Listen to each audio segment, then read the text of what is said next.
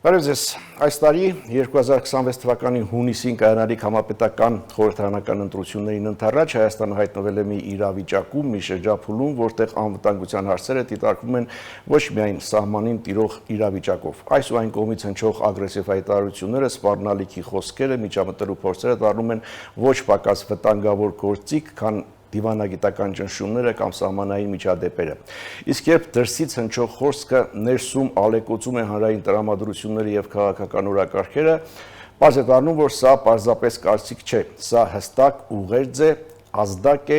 որը լիովին տեղավորվում է հիբրիդային պատերազմի տրամաբանության շրջանակներում։ Այդպիսի ազդակ էր օրերս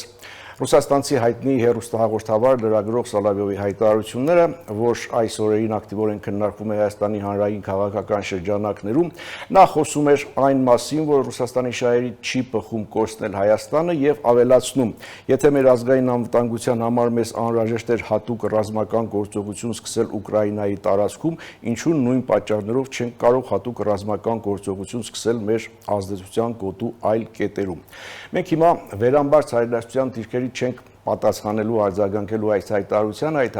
արձագանքները կան եւ իշխանության ներկայացուցիչների կողմից եւ ընդհանուր մինչեւ արտգործնախարարություն, գիտեք, որ Հայաստանում Ռուսաստանի տեսփանը կանչվել է եւ նրան բողոքի հայտագիր է հանձնվել։ Մենք փորձելու ենք հասկանալ այս հայտարարության տրամաբանությունը, մոտիվները, նպատակները եւ հնարավոր հետևանքները։ Սա մեկ, հաջորդը Իրանում ստեղծված իրավիճակն է, այստեղ գիտեք ներքաղաքական ճգնաժամ է, իսկ այստեղ տեղի ունեցող զարգացումները ուղիղ ազդեցություն կարող են ունենալ Հայաստանի եւ ընդհանրապես տարածաշրջանի վրա։ Սա ազատ զրույցն է Free News-ի եթերում, որտեղ համադրվում են փաստերը, կարծիքները, գնահատականները եւ կանխատեսումները։ Զրուցակիցս Ազատ քաղաքացի կազմակերպության ղեկավար վերլուծաբան Հովսեփ Կուշոդյանն է։ Բարև ձեզ։ Սկսենք Սալավյովից։ Ինչ է ասում Սալավյովը, ինչի մասին է այս հայտարարությունը, սա իսկապես հիբրիդային պատերազմի դրսևորում է, թե պարզապես մեդիա քաղաքական աղմուկ։ Դա սպառնալիք է։ Այն սպառնալիքները, որ նախորդ ընտրություններից առաջ իրենք իրականացնում են պրոքսի գործիքի միջոցով, այն ժամանակ Ադրբեջանը, հիշում եք, Ռուսաստանի պրոքսի գործիքներ։ Եվ անմիջապես այն բանից հետո, երբ որ Հայաստանի իշխանությունները հրաժարական տվեցին արտահերթ խորհրդարանական ընտրություններ անցկացնելու համար, 21 թվականի մասն է խոսքը, անմիջապես դրանից հետո 1-2 օր հետո, ընդ որում Լավրովի այցից անմիջապես 1 օր հետո, Բաքու այցից սկսեց ներխուժում ադրբեջանական զորքերի հայկական սահմաններ եւ դա հենց այդ հիբրիդային պատերազմի պրոքսի գործիքի օգտագործման փայլուն դրսևորում էր Ռուսաստանի համար, ճակերտավոր փայլուն, այն իմաստով, որ իրենք այդպես սարսափեցնում էին հայ հասարակությանը, որ տեսեք, դուք չեք կարողանում ձեր սահմանները պաշտպանել, հիմա այն վիճակում եք, որ պետք է լրիվ հանձնվեք Ռուսաստանին, կոպիտ ասած, իսկ դրա համար պետք է որ մեր խամաճիկին ընտրեք իշխանություն, որ մենք ձեզ գոնե ինչ որ ձևով պաշտպանենք։ Բարեբախտաբար հայ հասարակությունը չսարսափեց այդ սարսափեցումներից եւ լրիվ հակառակը արեց, հա, նույնիսկ իշխանությունը, որ բավականին այսպես խնդրահարույց իրավիճակում էր գտնվում, պարտություններ կրել պատերազմում եւ այլն, եւ այս պայմաններում նույնիսկ հասարակությունը, հայ ժողովուրդը գնաց ընտրեց գործող իշխանությանը, վերընտրեց, միայն թե նախկիններին թույլ չտա գան իշխանության, այսինքն ռուսական այդ խամաճիկներին չթողեն, որ գան իշխանության։ Հիմա չունի այդ պրոքսի գործիքը իդեմ Ադրբեջանի, որտեղ Ադրբեջանի հետ լարված հարաբերություններ ունի Ռուսաստանը հիմա, որտեղ Ադրբեջանը ինչ որ իրեն պետք էր Ռուսաստանից ստացավ եւ վերջում քցեց Ռուսաստանին։ Եվ նման պայմաններում բնականաբար Ռուսաստանը ինքը ուղղակի պետք է արդեն փորձի միջամտել, ազդել, սպառնալ, դե հիմա Պուտինի մակարդակով չի անում դա, ամենայն դեպս առայժմ գուցե, չգիտեմ, բայց այսպես Սոլովյովը իրենց գլխավոր ծանր հրետանին է, հա, իրենց քարոզչա մեքենայի եւ դա ուղերձ է, որը որ բնականաբար անհիմն է, որովհետեւ Ռուսաստանը հիմա ի վիճակի չի նոր ինչ որ արկածախնդրության գնալ Ուկրաինայում այսպես խրված լինելով եւ ուժասպառ հիմա վիճակում բավականին ինքը ծանր տնտեսական, սոցիալական եւ քաղաքական իրավիճակում է գտնվում։ Հիմա ինչ ուղերձ է հղում Հայաստանին, Հայաստանի իշխանություններին, հասարակությանը, քաղաքական դաշտին։ Նույնը, այսինքն մենք այդտեղ ունենք մեր խամաճիկները, ձեր 5-րդ շարասյունը, որին պետք է ընտրեք թե չէ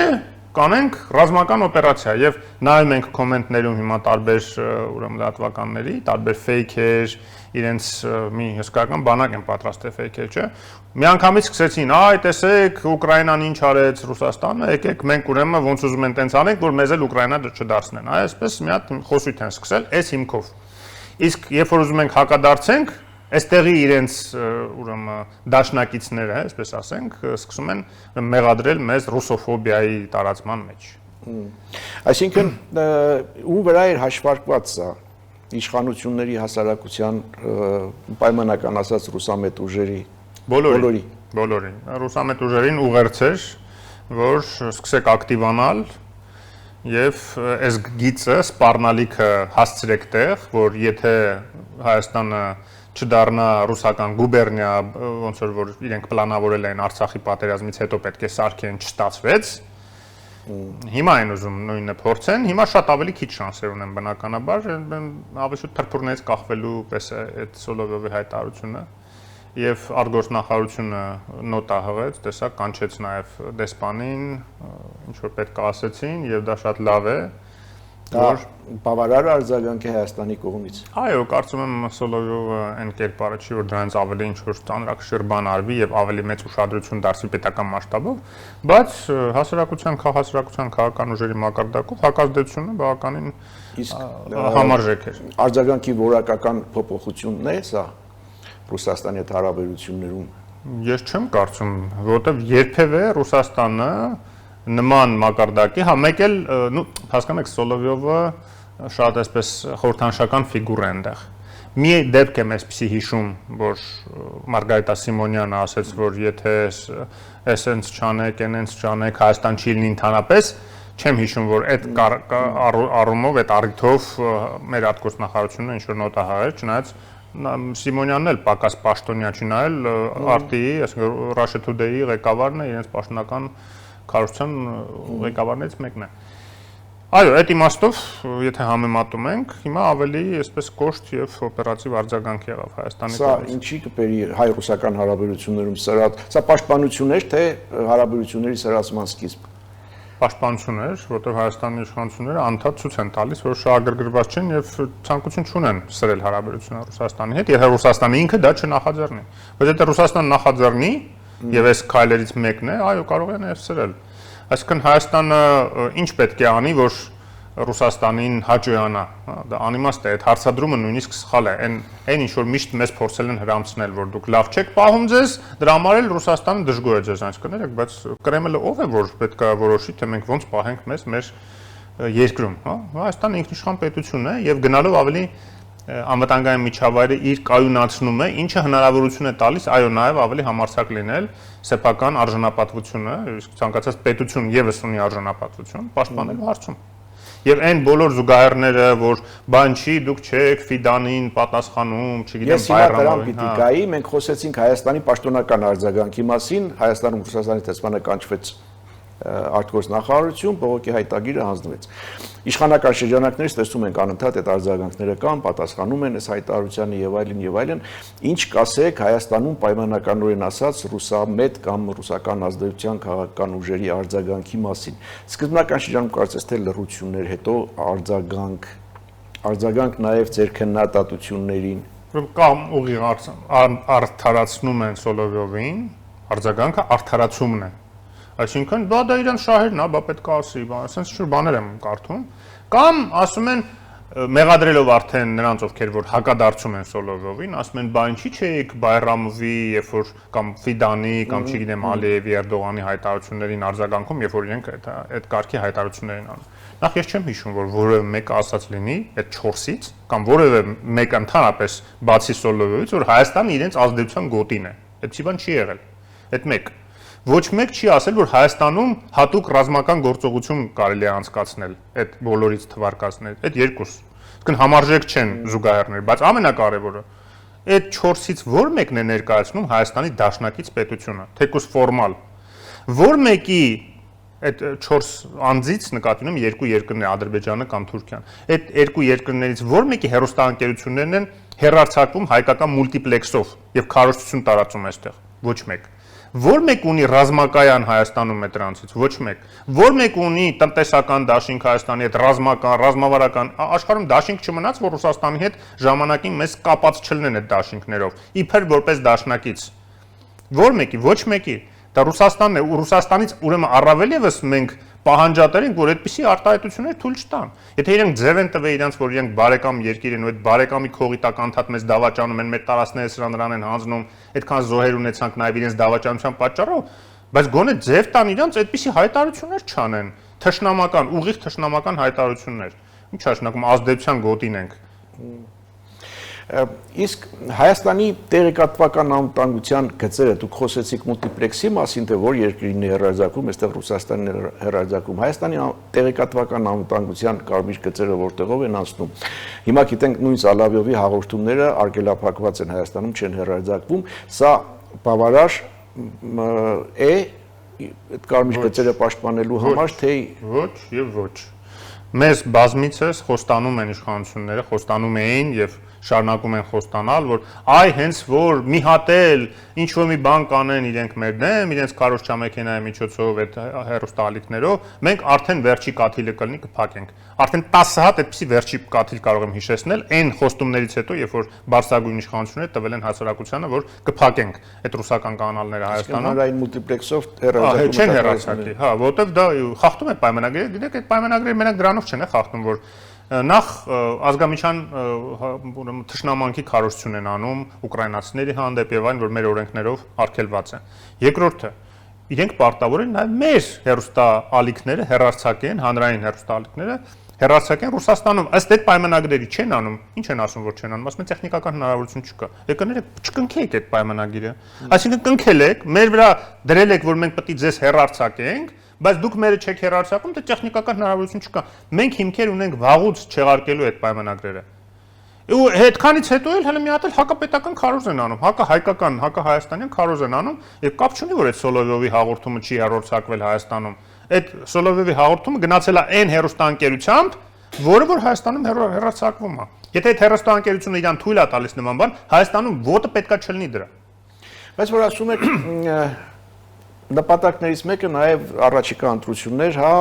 որպեսզի հասարակության վրա տրամադրություններ փոխեն եւ այլն։ Հանրային տրամադրությունը ինչպես են արձագանքում, սա մեկ, եւ արդյոք այս կարգի հայտարարությունները ծառայում են ընդդիմությանը, պայմանական ասած ռուսական մեծ ընդդիմությանը, թե հենց իշխանությանը։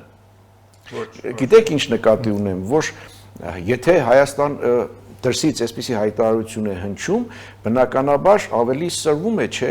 հակառուսական նայածում մոտ։ Այն մարդկանց մոտ, ում մոտ կա սրված ազգային արժանապատվության զգացողություն, պետության զգացողություն,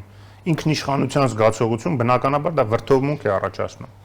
Բայց կան մարդիկ, որոնք ասում են, դե լավ, հիմա Ուկրաինայի պես չդառնանք, մենք էլ հանգարց հիմա էլ ռուսները չհարձակվեն մեր վրա, ինչ ուզում են անենք, իրանց խամաճիկներն էլ ընտրենք, մենակ թե խաղ ապրենք եւ այլն։ Բայց եթե կոնկրետ փաստերին ենք նայում, հայտարարությունը հնչեց, այդտեղ ժողովրդի տրամադրությունները, հա, այսպես ալեկոծվեցին, Հայաստանի Հանրապետության արտգործնախարարությունը հրավիրեց, բողոքի հայտագիր հանձնեց, այսինքն որոշակիորեն դիվիդենդներ են, չէ՞։ Տեսեք, մենք գնահատում ենք այդ ալեկոծումները սոցիալական մեդիաներով, իսկ այլ չափումներ արվել են, ես չգիտեմ, սոցհարցումներ արվել են, ինչ ազդեցություն են դա թողել։ Ես վստահ եմ,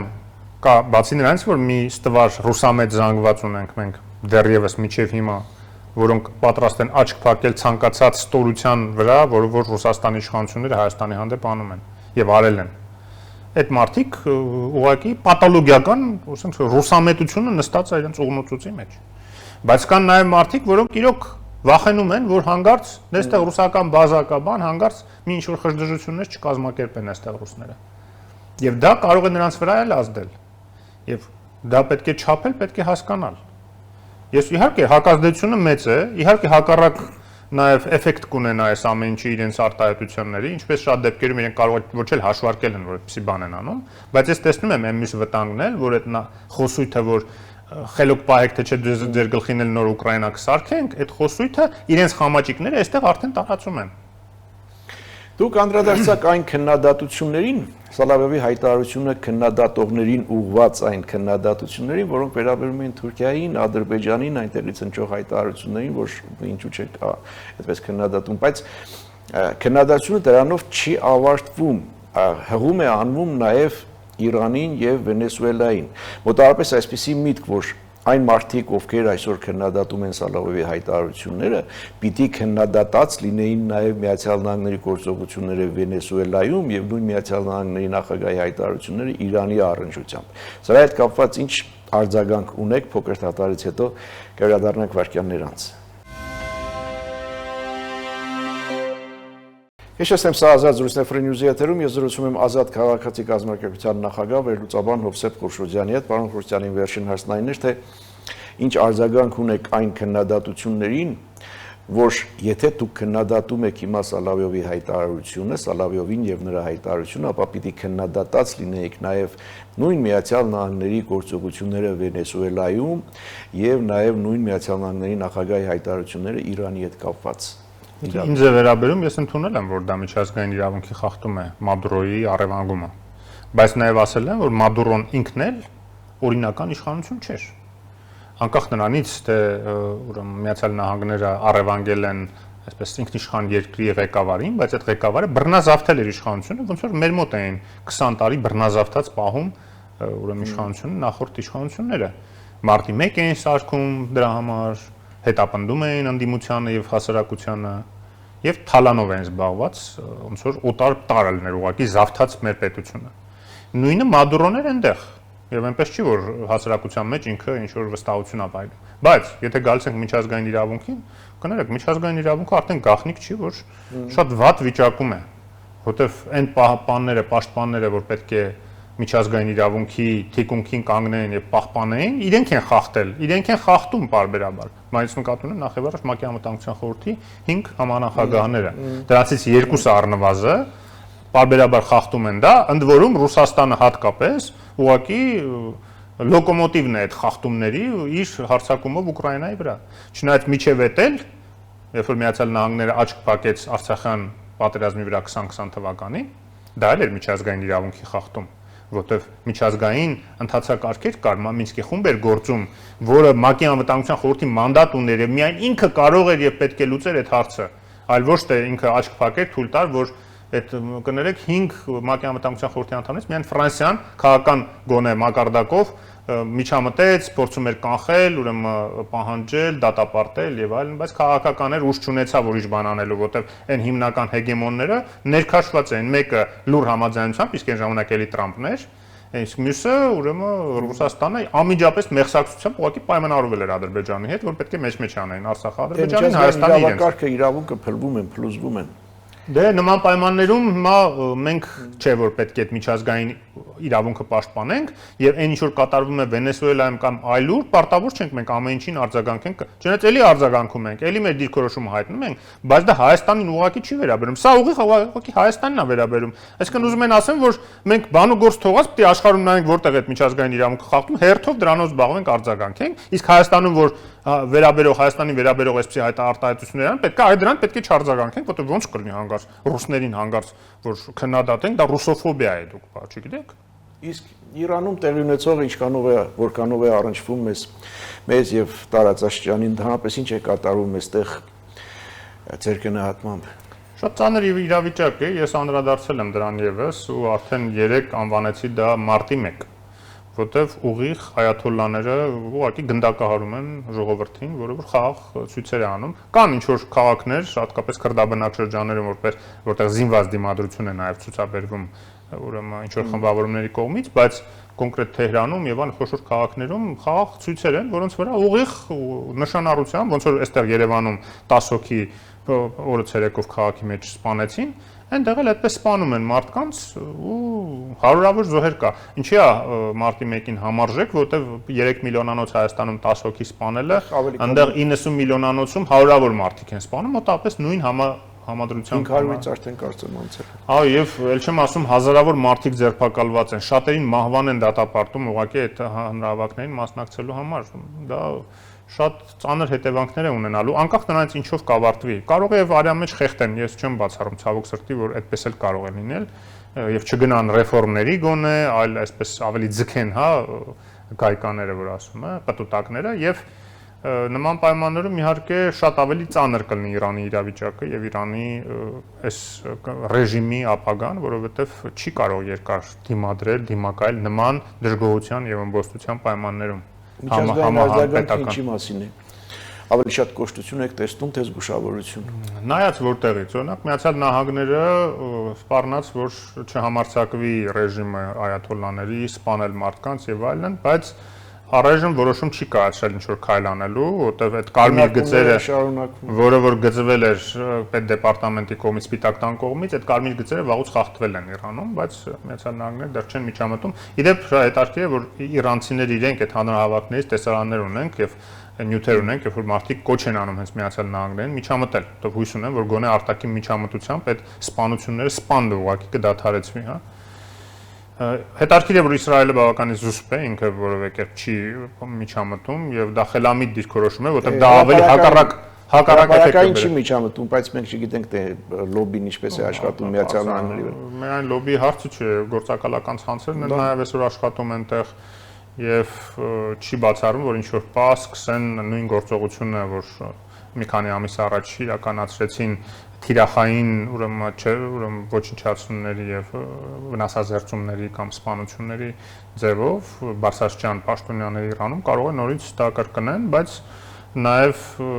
ավիացիան է Միացյալ Նահանգների մոտենում, հա, եւ այսինքն կա ինչ որ նախադրյալներ որոշակի գործողություններ իրականացնել։ Այսինքն այդ հայտարարությունները եւ այդ ինչ մասին որ դուք խոսեցիք, ես ամեն ինչ ավելի շատ տեսնում եք որպես Իրանին բանակցությունների բերելու նախապատրաստություն, թե հենց որոշակի քայլերի գնալու հարվածելու նախապատրաստություն։ Իրանը փորձում է բանակցել եւ կապվել են Թրամփի հետ։ Թրամփը երեք իր հարցազրույցում ասեց, ճեպազրույցում, որ Իրանը իմ հետ կապվել է,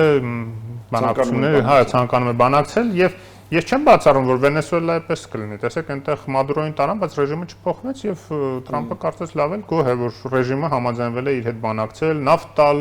Միացյալ Նահանգներին եւ այլն։ Էլ եմ ասում, հա, իհարկե մենք բոլոր տեղերում տեսնում ենք եւ երկակի ստանդարտներ, եւ անհետեւողականություն, եւ աշխարհակաղակական շահերի գերակշռություն մարդու իրավունքների ժողովրդավարության եւ ուրեմն այդ կարգի արժեքների հանդեպ, բայց համենայն դեպս մենք այդ երկիրը չենք, որ այդ ամեն ինչին միջամտենք կամ դրա վրա կարողանանք ազդել։ Ժամանակը գանք ամենավերջում, իսկ այն, որ Իրանում ստեղծված իրավիճակի հետագա զարգացումների վերաբերյալ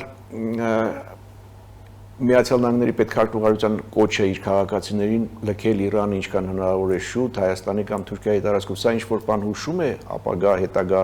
զարգացումների սցենարների մասին։ Ես մի անգամ արդեն ասել եմ, որ եթե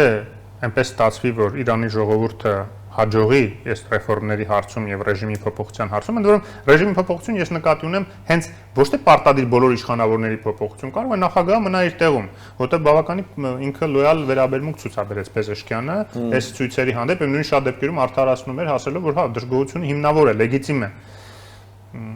Այլ խոսքը հենց այաթոլլաների իշխանության սահմանափակման հերանեկարի մասն է։ Եթե դրա շնորհիվ եւ դա տեղի ունենա, որը չգիտեմ, կասկածել եմ մի քիչ, բայց եթե դա տեղի ունենա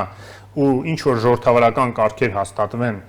դա ուղղակի Հայաստանի համար փայլուն տարբերակ կլինի եւ Իրանի համար փայլուն տարբերակ կլինի, որովհետեւ դա միանգամից բերելու է ինվեստիցիաներ, ճիշտ է, իրենք կհրաժարվեն միջուկային այդ ատոմային զենք ստեղծելու ծրագրերից,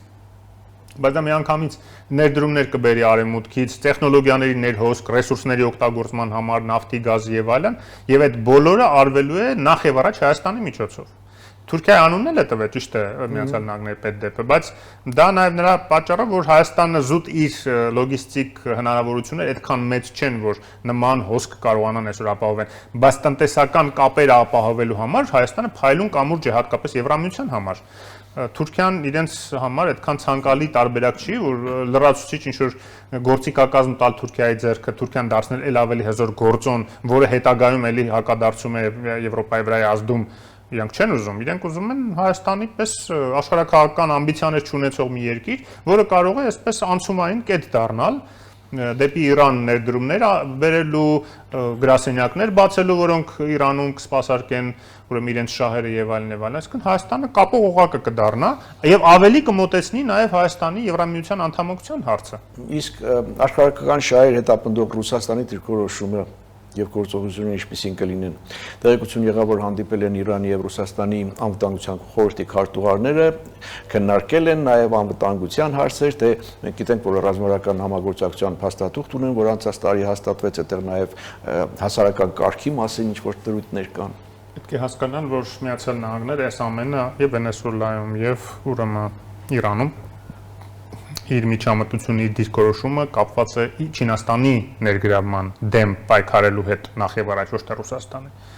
Ավելին ասեմ, Ռուսաստանին պարբերաբար փորձ անելը դեպի իրեն քաշելը ուկրաինացիների զիջումների գնով հենց դրա մասին է, որ փոկեն Չինաստանից թուլացնեն Չինաստանը, որտեվ այսօր Ռուսաստանը իրենց համար մարտահրավեր չի գլոբալ առումով, հա, ինքը ասում է խուլիգանություն է անում Եվրոպայում, արկածախնդրություններ է անում, հարյուրավոր մարդկանց է սպանում եւ այլն, բայց գլոբալ աշխարհակարգի վրա ազդեցությունը Ռուսաստանի չնչին է։ Կներեք, meil 1.5%-ն է համախառն արդյունքի համաշխարհային Ռուսաստանին է, 1.5% ընդհանրապես, այսինքն Իսպանիայի չափ տնտեսություն ունի այսօր Ռուսաստանը, այսինքն եվրոպական խոշորագույն երկրներից փոքր տնտեսություն ունի, տարածքն է մենակ մեծ, բայց Չինաստանը արագ տեմպերով աճում է, Միացյալ Նահանգների համար մարտահրավեր է իր հեգեմոնիայի համաշխարհային ազդեցության տեսակետից եւ ցանկացած այդ ազդեցիկ ինչ որ դաշնակիցներ, որոնք որ մեծ մասը ավտոկրատ են բնականաբար սեփական ժողովրդի դեմ գործող ուրեմն ռեժիմներ են, դրանց դեմ պայքարը Միացյալ Նահանգների համար դարձնում է ուրեմն այսպես օրախնդիր։ Ինչ ռիսկեր կարող են լինել Հայաստանի համար։ Եվ այն պարագայում, երբ որ Միացյալ Նահանգները կորոշի այդուամենայնիվ հարվածել, ես չգիտեմ, լայնածավալ հարված կամ պարզապես, հա, ինչպես ծանոթ ենք։ Մենք եւ նույնիսկ այդ ոչ այդ դեպքում հայտարարություն եղավ չէ, որ այն երկրները, որոնք կշարունակեն առևտուրը Իրանի հետ, Միացյալ Նահանգների առևտրաշրջանառության ժամանակ 25% մաքսատուր կավելանա եւ այլն, այսինքն այստեղ մենք ինչ ռիսկեր ունենք, ինչ պետք է կարողանանք կառավարել։ Սկսենք նրանից, որ Միացյալ Նահանգները միշտ էլ սանկցիաների տակ, երբ որ պահել է Իրանը, Հայաստանի առևտրաշրջանառության վրա աչք է փակել Իրանի հետ, նույնիսկ գազի ներկրման վրա աչք փակեց ժամանակին։ Այն ժամանակ էլ այնպես փայլուն չէին Իրանի հետ հարաբերությունները եւ սանկցիաները կային։ Երկրորդ, մենք արդեն ունենք նախադեպ, երբ որ Իրանում իրավիճակի էսկալացիայի ռմբահարումների արդյունքում որոշակի մի քանի հազարանոց նույնիսկ ներհոսք է եղել Հայաստան Իրանից, ճիշտ է։ Դրանք փախստականներ չէին, պաշտոնապես որ ասենք սահմանին գրանցվեին փախստական եւ ծանր բեռլիներ Հայաստանի վրա, մենք էլ ստիպված լինենք դիմենք ՄԱԿ-ին, որ ոնց ընդհանրակարգն է, որ նրանք փոխտային, որ այդ փախստականները պահենք ճամբարներում, չէ, իրանք եկան տեղավորվեցին, ինչ որ ժամանակ ապրեցին, այնտեղ իրավիճակը հանդարտվեցին, գնացին։ Եվ դա շատ կարևոր է, որ Հայաստանը իրանցիների թեկուզ փոքր ինչ որ մի քանի հազարանոց խմբի համար դառնում է ապաստան, որտեղ դա նաև ինֆորմացիոն վաղը մեծ հիմք է լինելու հայ-իրանական հարաբերությունների, այսպես եղբայրական բնույթը շեշտելու եւ փաստերով ապացուցելու։ Նույնը վերաբերում է, եթե նույնիսկ ավելի զանգվածային ինչ որ այդպիսի բան լինի եւ Հայաստան դառնա նույնիսկ անցումային կետ դեպի Եվրոպա իրանցի օրինակ փախստականների համար շատերի, հա, որը հնարավոր է։ Ну, էլի եմ ասում, Թուրքիան իհարկե շատ ավելի մեծ այդ առումով ճանապարհ է լինելու, որտեղ այնտեղ ուղիղ ճանապարհ կա դեպի Եվրոպա եւ նախորդ անգամներն էլ մի կարգ ավելի շատ փախստականներ եւ տեղափոխվողներ հենց Թուրքիայի միջոցով են։ Եվ Թուրքիային գնացել կամ Թուրքիայի միջոցով գնում են Եվրոպա, բայց պետք չի դրանից շատ մտահոգվել անհանգստանալ, դա լուրջ նաեւ գործոն է դարձնում Հայաստանը եւ դա կարճաժամկետ ինչ որ դրվագ է լինելու, ես չեմ կարծում էլ իրանցիների համար Հայաստանը ասես մշտական բնակության համար ինչ որ փայլուն մի հարմար տեղ է։ Շնորհակալ եմ զրույցի համար։ Ես էլ եմ։ Մեր ժամանակը սպառվեց, Ադրբեջանի մասին էլ էի ուզում խոսել այս համատեքստում, չհասցրեցինք, մնահաջորդ անգամ։ Սա Ազատ զրույցներ Free News-ի եթերում, շարունակենք հետևել իրադարձությունների զարգացումներին, կհանդիպենք, լավ մնացեք։